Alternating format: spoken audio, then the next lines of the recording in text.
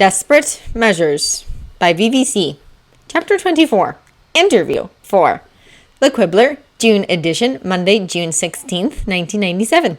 Current count of suitors, 31.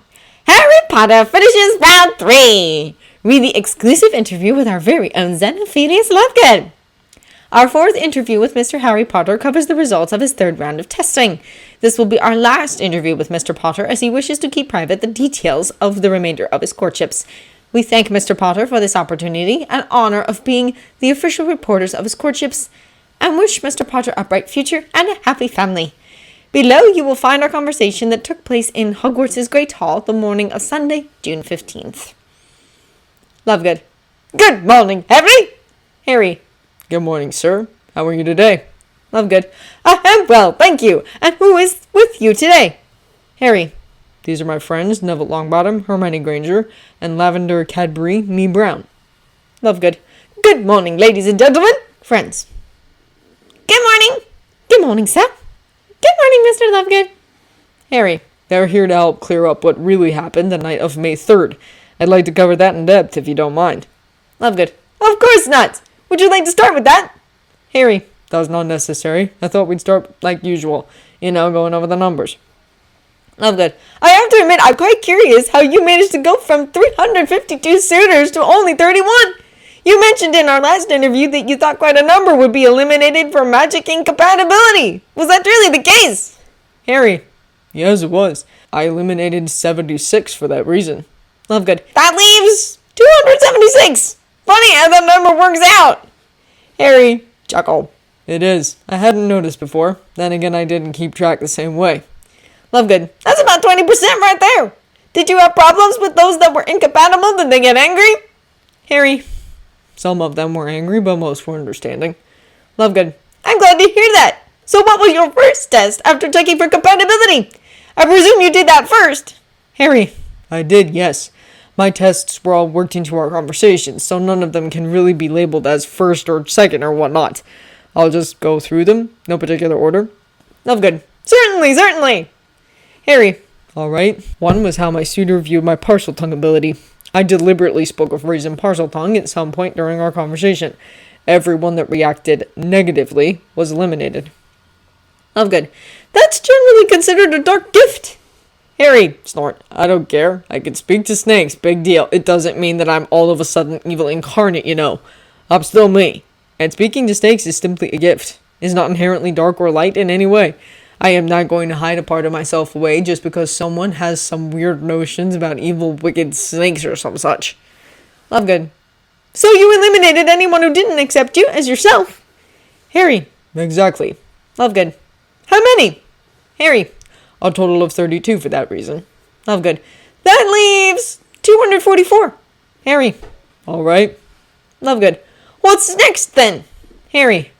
I mentioned in the very first interview that I wanted to travel the world. Any suitor who couldn't or didn't want to accommodate that was eliminated. There were a lot of different reasons for that, from jobbers' predictions to personal preference. Lovegood. And how many did you eliminate for not being able to support your desire to travel? Harry. 29. Lovegood. 215 left. Harry. Subtract another 19 suitors for unacceptable views on the rights of sentient beings. Lovegood. All right, that's 196. Sentient rights? Harry.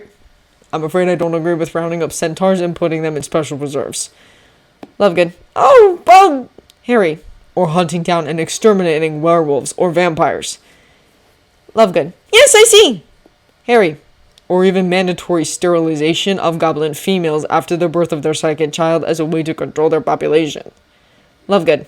Pause. These were all beliefs from your suitors? Harry. Unfortunately. Lovegood. That surprises me given our first interview. Harry. I guess they didn't read it. Lovegood. I guess not. So what's next? Harry. Well, there's environment and support. Lovegood. What do you mean by that? Harry. I want to live in a magical environment. When I said I had no interest in living in the Muggle world, I was completely serious. Lovegood. Some of your suitors didn't agree? Harry. Some of them, no. I don't think less of them for wanting to live in the Muggle world. It's just not what I want. I also have a higher than normal risk of being, shall we say, hunted by unsavory persons. Because of this, I require my home to be in a high security environment and warded to the teeth. Lovegood. And some didn't agree. Harry. That's right, and I acknowledge that living under such security can have its drawbacks. However, due to my circumstances, it is a necessity. Anybody who refused to accept that reality was eliminated. Anybody that was unable to accommodate those needs was also eliminated. Lovegood. Unable? Harry. Some had jobs that required them to live on site. While I could certainly understand the requirement, even support it, it just wasn't compatible with my needs. Lovegood. I understand. And support? Do you mean employed with a sufficient income? Harry. Yes and no. I have my own money, and so I wasn't concerned about how much money a potential mate was earning a year, although I wasn't going to accept a lazy ne'er-do-well. Lovegood. Understandable. Harry. Mostly support means that I want my mate to be around to help raise our children and be my life companion. What's the point in taking a mate that's never around to talk to you? Why have a mate that's simply a sire, but not a father? Lovegood. So no workaholics. Harry. Laugh. No. Lovegood. And how many did you eliminate for those reasons? Harry. 21. Lovegood. 196 minus 21 is 175. A nice number. Still quite a few left to eliminate, though. Harry. There were 33 who were eliminated for what I call miscellaneous reasons. Lovegood. Will you elaborate on what you classified as miscellaneous? Harry. No, I'm sorry. Those reasons are highly personal, either for myself or for my former suitors. Lovegood. Would all those who didn't pass the fertility test be classified here? Harry. I'm not willing to comment on that. Lovegood. That's all right. So that leaves 142. Only 111 more to eliminate. Another clever number. Harry. They withdrew. Lovegood. Pause. All of them? Harry. Yes. Lovegood. Do you know why? Harry. Yes. There were 37 that withdrew for personal reasons that had nothing to do with May's lovely little scandal. Lovegood. Pause. That leaves 74 that withdrew because of the scandal. Harry. That's right. Lovegood. That's almost as many as for magic incompatibility. Harry. So it is. Lovegood. I'm presuming that the scandal isn't what it seemed or was reported as. Harry. Do you now? Lovegood. I know we're not best friends, Harry, but I'd like to think that I know you well enough to realize that you wouldn't do what you were being accused of. Not to mention that I have complete faith in my daughter's assessment of people. Harry. I'm sorry, I'm still somewhat bitter over the situation, but I shouldn't be taking it out on you. I apologize. Lovegood. That's alright. I've never been in quite your situation, I admit, but I'd like to think I could sympathize with the bad press. Harry. Laugh. I guess you can. Lovegood. So 74 suitors made a very big mistake. Harry. Laugh. Oh, yes, huge. But really, good riddance. I certainly don't need a mate that's going to think the worst of me and not even ask me what happened. Lovegood.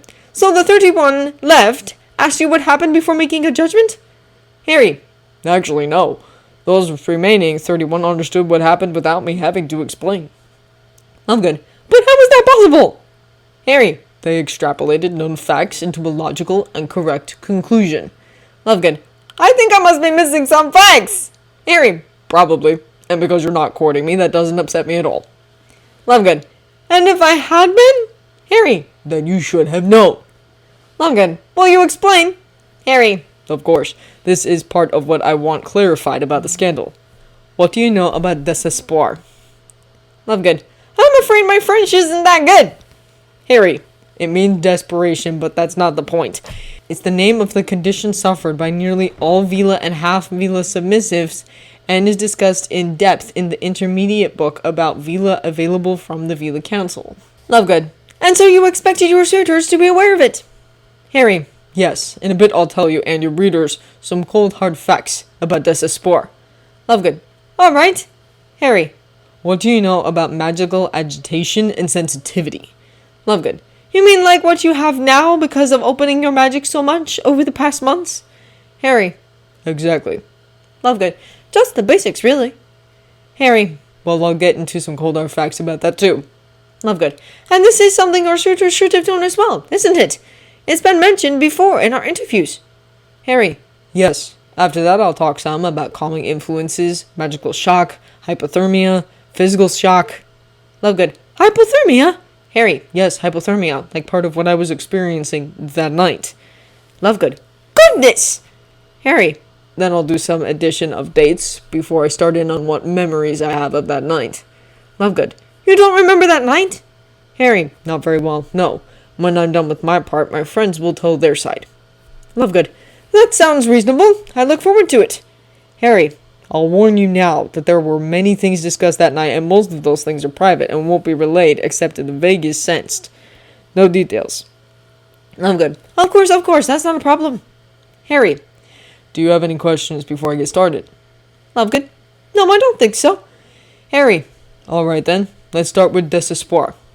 Desespoir is the name given to the degenerative condition